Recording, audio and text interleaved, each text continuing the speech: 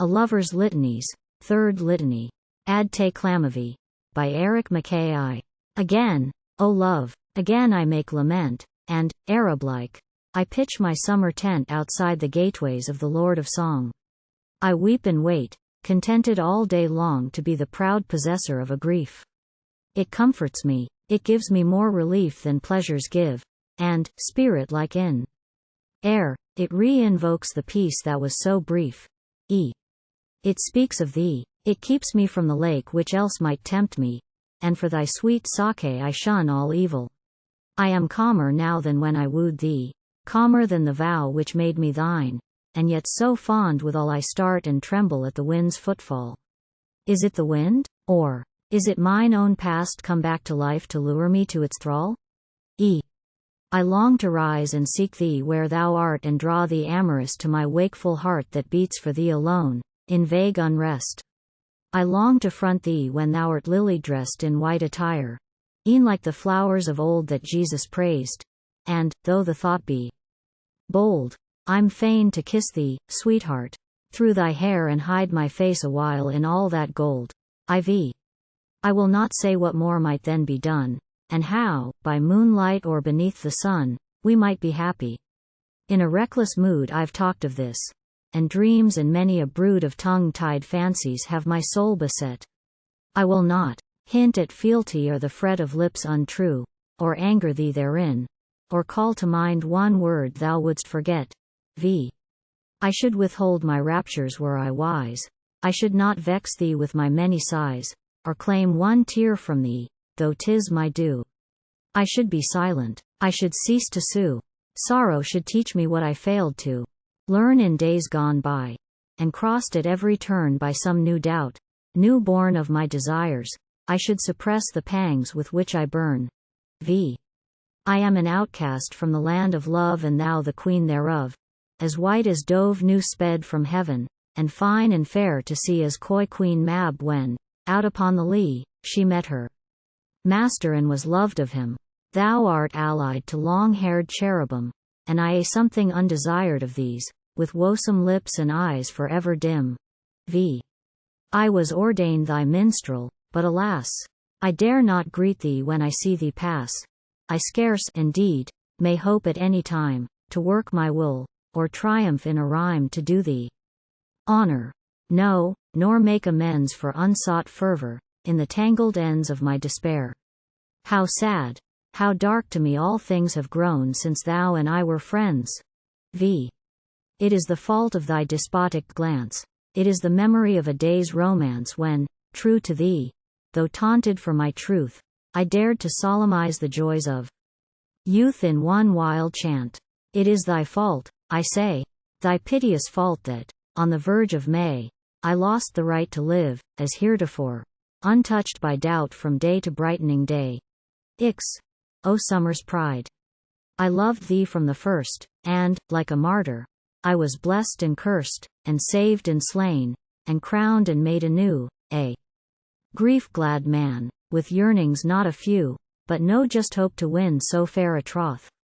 I should have known how one may weep for both when lovers part, poor souls, beneath the moon, and how remembrance may outlive an oath.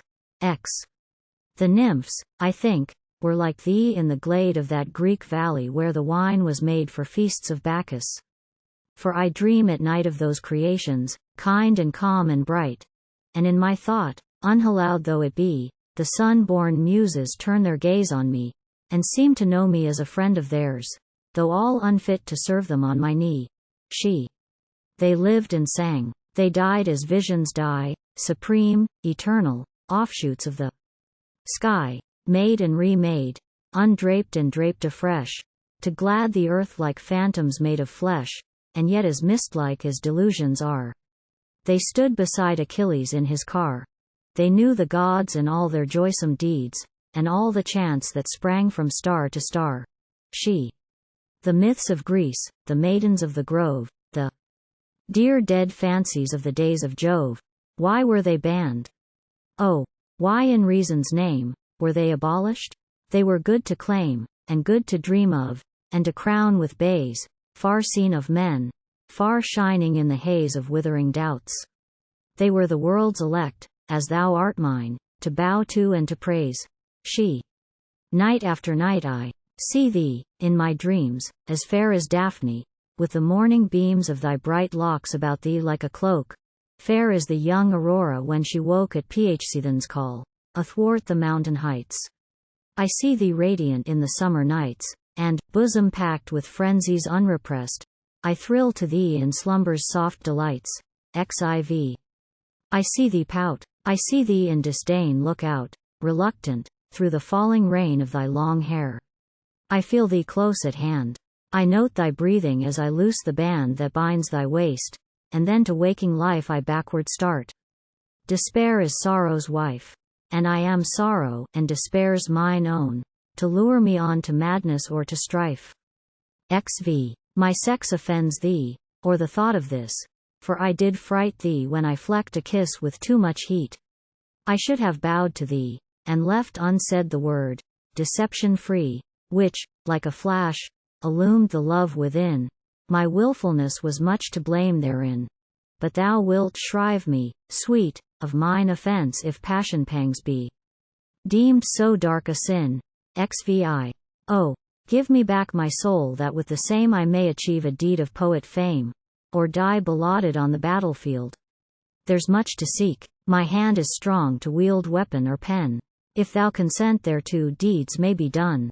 If not, thine eyes are blue and heaven is there, a twofold tender shrine whose wrath I fear, whose judgment still I rue. XVII. I am but half myself. The life in me is nigh crushed out, and, though I seem to see glory, and grace, and joy, as in the past, they are but shadows on the cousining blast, and dreams of devils and distorted things, and snakes coiled up that look like wedding rings, and faded flowers that once were fit for wreaths in bygone summers and in perished springs. XVIII. There is a curse in every garden place, and when, at night, the lily's holy face looks up to God, it seems to chide me there. The very sun with all his golden hair is ill at ease, and birth and death of day bring no relief, and darkly on my way my memory comes, the ghost of my delight, to fret and fume at woes it cannot slay. XX. Oh, bid me smile again, as in the time when all the breezes seemed to make a chime, and all the birds on all the woodland slopes had trills for me, and seemed to guess the hopes that warmed my heart. O thou whom I adore! How proud were I, though wounded, bitter sore by shafts of doubt, if, in default of love I could but win thy friendship as of yore. XX. Then were I blessed indeed, and crowned of fate as kings are crowned, as bards in their estate are rapture fraught, re-risen above the dust. Then were I torture-proof, and on the crust of one kind word, though as a pittance thrown, I'd live for weeks. My tears I would disown and pray, contented with my discontent, as hermits pray when storms are overblown.